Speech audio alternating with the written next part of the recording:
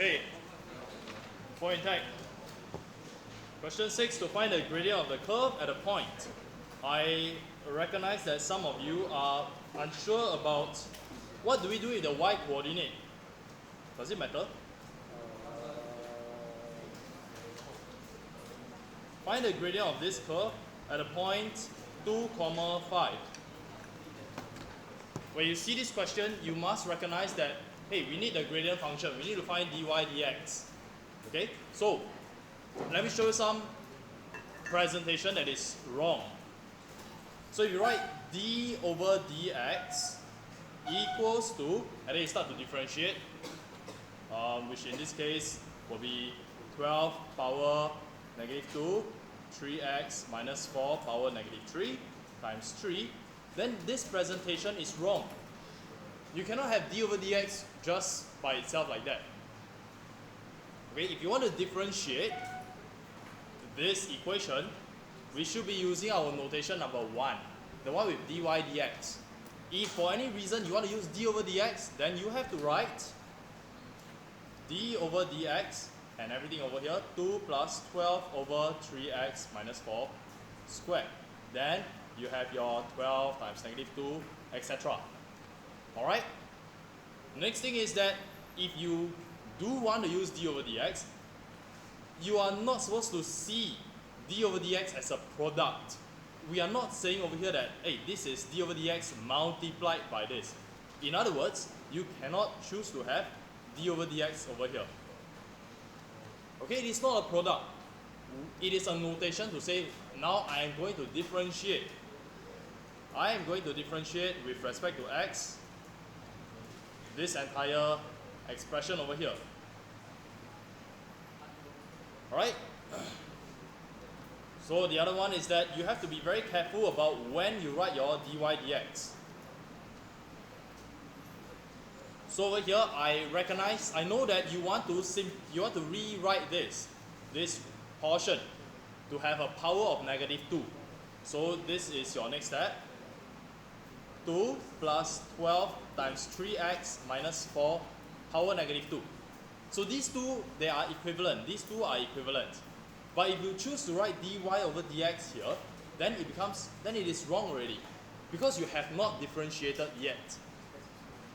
Okay? I hope this is clear so far. Now, when it comes to the next step, we all know that, wow, you're very excited about differentiating already. You want to differentiate. Okay, so the next step, you want to differentiate already. And then because you're so excited about it, you just put an equal sign and you start to differentiate. So you have differentiate 2 with respect to x becomes 0. Then we have 12 times, you bring down the power, negative 2. We are now applying the chain rule. Copy everything that is inside, 3x minus 4. The power reduces by 1, negative 3. It will become negative 3. And now we differentiate the inside. And we have differentiating the inside, we're left with 3. So yeah, you are right, this is the correct gradient function. But by writing the equal sign over here, then it becomes wrong again. Can you check whether you made this mistake? And how do you make it correct now? Yeah, you put dy over dx over here. Now it is correct. Okay? There is a difference between the original equation and the gradient function. So now we simplify to give us 24 times 3 is 72. Negative 72 over 3x minus 4 power 3. This is now our gradient function. We see that the gradient is dependent on one thing only. From here, what is the gradient dependent on? What is the variable inside the gradient function? X. Which means that for any value of x you put in, you should get a number that represents the gradient at the point of x equals to whatever number you put in. Is the y coordinate relevant? No, it isn't. So now we write in your presentation, when x equals to 2, okay, that is what the question wanted. When x is equal to 2, dy dx is equal to negative 72 over 3 times 2 is 6 minus 4 cubed. 72 divided by 8 is 9. So answer is negative 9. That's question 6. Next one, question 8. Which part do you need? A? Anybody needs help? A? B? Yeah, B. Differentiate with respect to x. Who prefers to write dy dx instead of d over dx? Who prefers to write dy dx?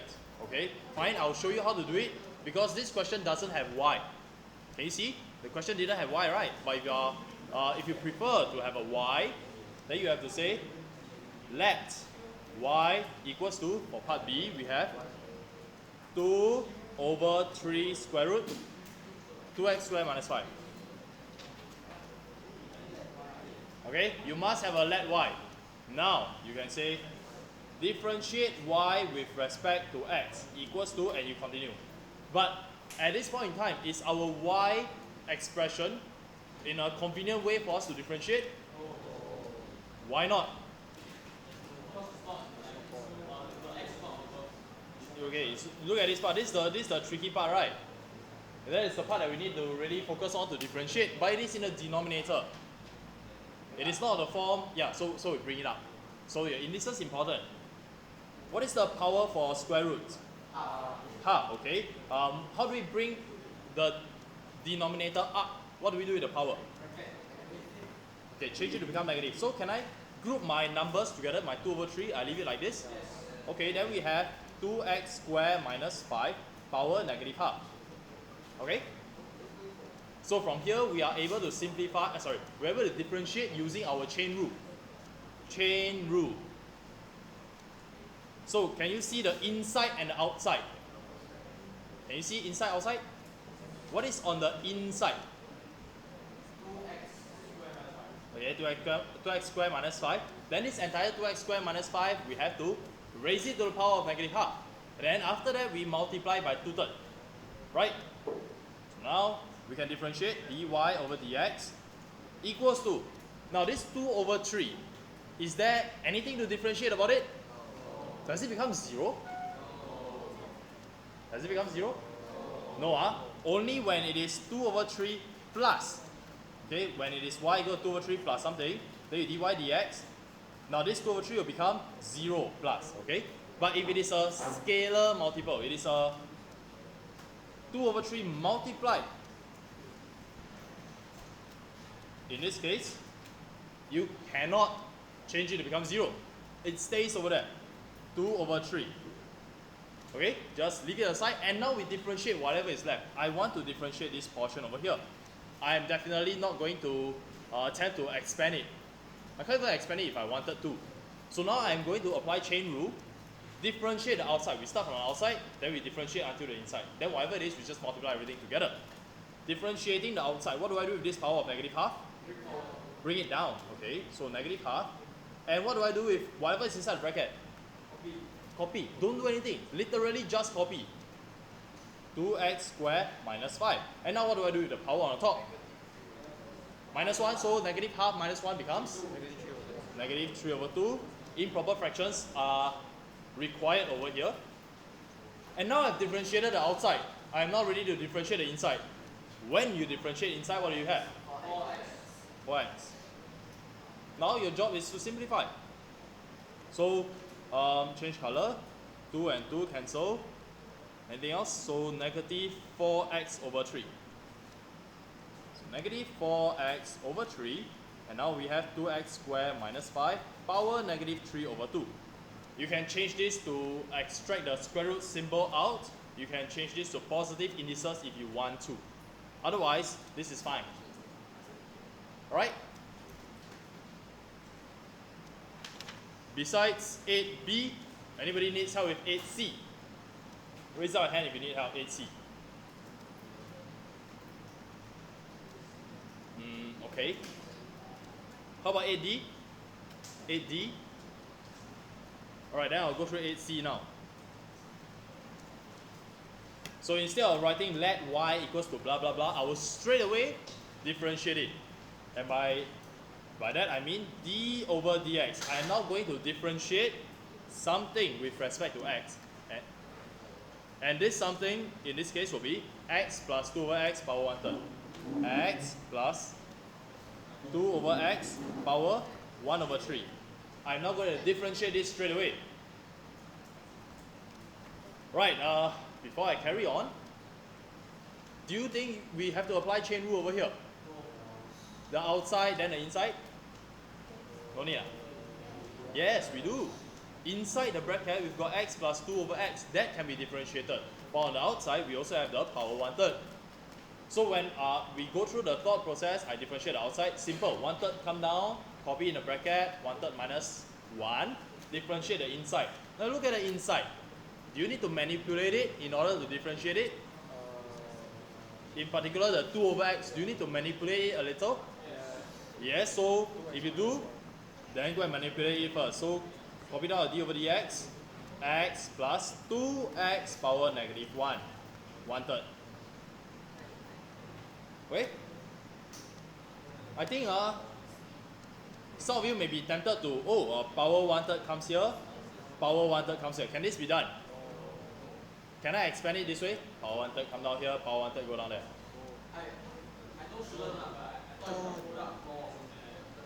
No? No. Okay, it is, this arrow over here is the same as saying x plus y squared equals to x squared plus y squared. By now, you should know that this is definitely wrong, right? There's no such thing. Okay? So don't ever make that kind of mistake. Okay, moving on.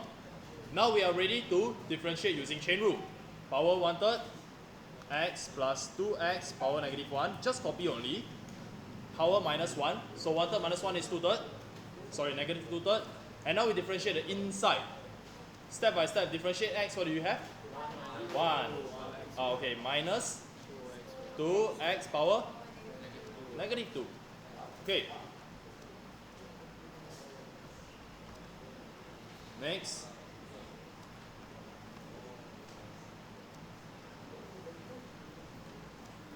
To simplify, we have.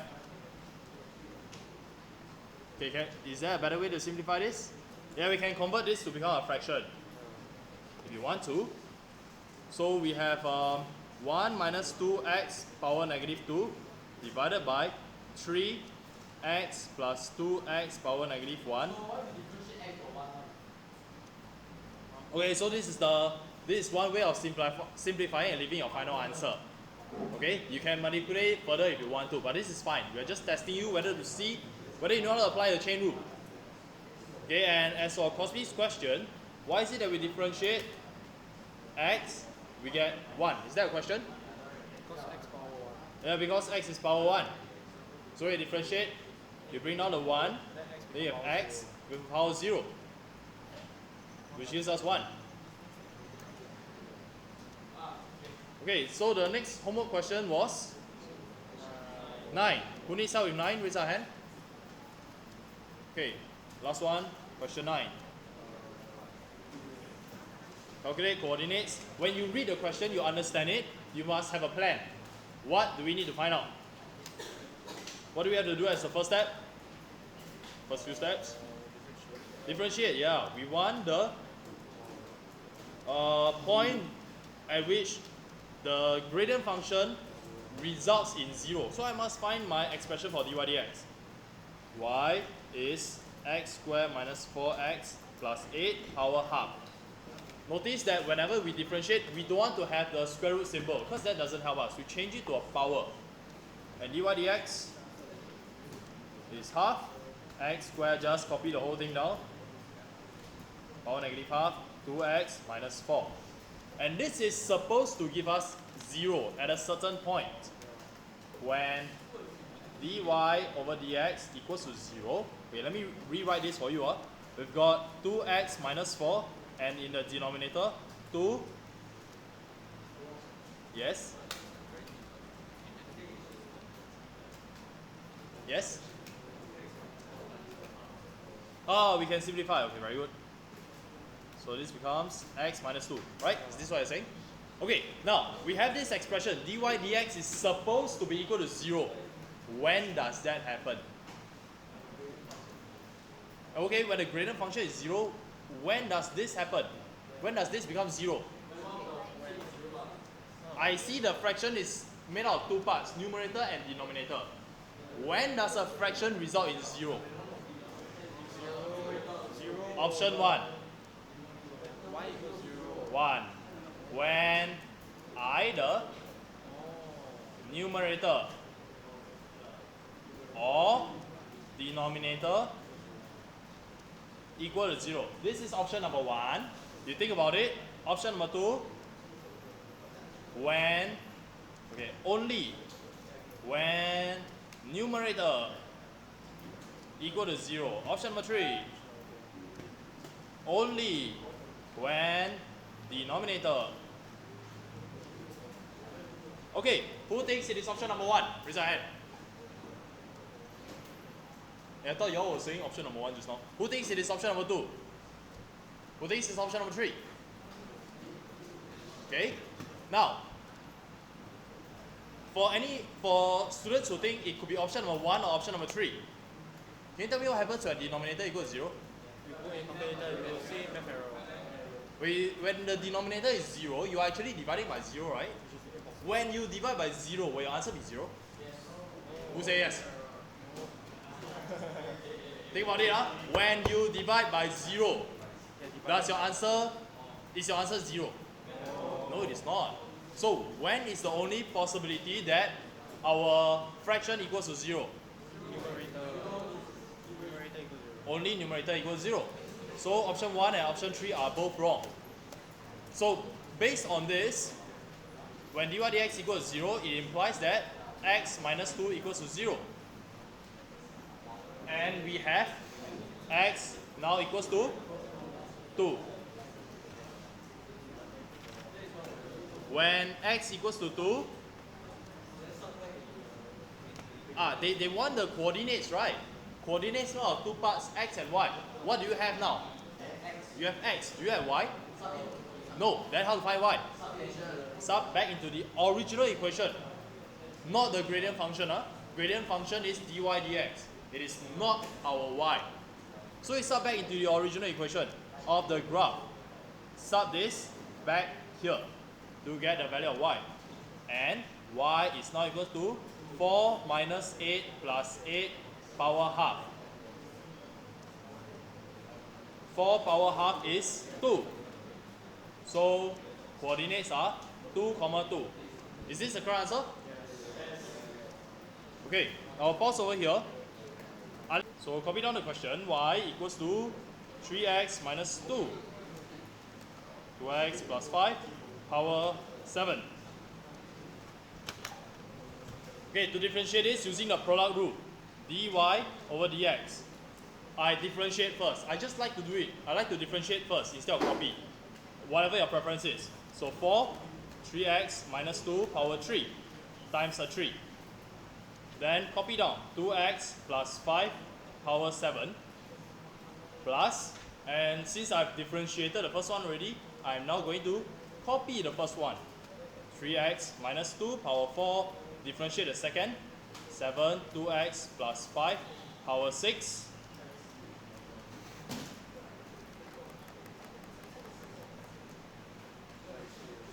With a 2. Okay? Then we have to factorize. Look through and see that there's a common factor of 2 over here. There's a common factor of 3x minus 2 power 3. Then this one is power 4. We know in our mind that it's going to become power 1. Then there's a 2x plus 5 power 6. Then this one will become power 1 as I factorize. So putting all these down, we have 2 times of 3x minus 2 power 3. 2x plus 5 power 6. And here's where you need to be really careful about your work. After you factorize out 2, you're left with 2. Because 4 divided by 2 is 2. Then the other number that we have is 3. Factorize out 3x minus 2 cubed. Nothing is left. And instead we have 2x plus 5. Sorry, not close bracket. So the next one, on the other side, number-wise, the 2 is factorized out already. We are now left with 7. 3x minus 2 cubed was factorized out, leaving us with 3x minus 2. 2x plus 5 power 6 was factorized out, leaving us nothing. Continue to simplify.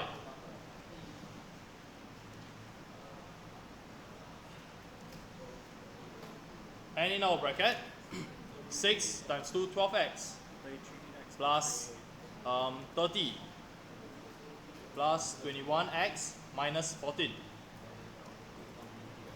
This is 33x plus 16. 33x plus 16.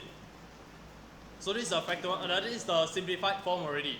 And it tells us to find the gradients of the tangents at a curve when it is equal to 0. So when dy over dx equals to 0, when the gradient is equal to 0, how many possibilities do you think there will be? 3 of them. What are they?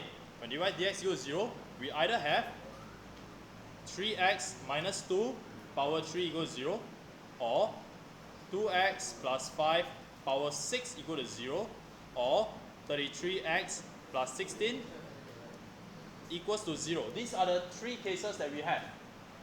And for each of them, yes? These 2 over here.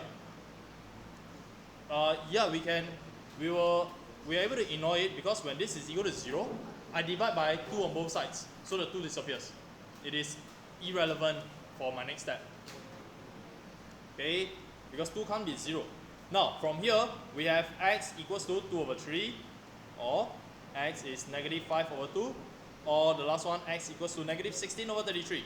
So these are the 3 x coordinates when the gradient will be equal to 0.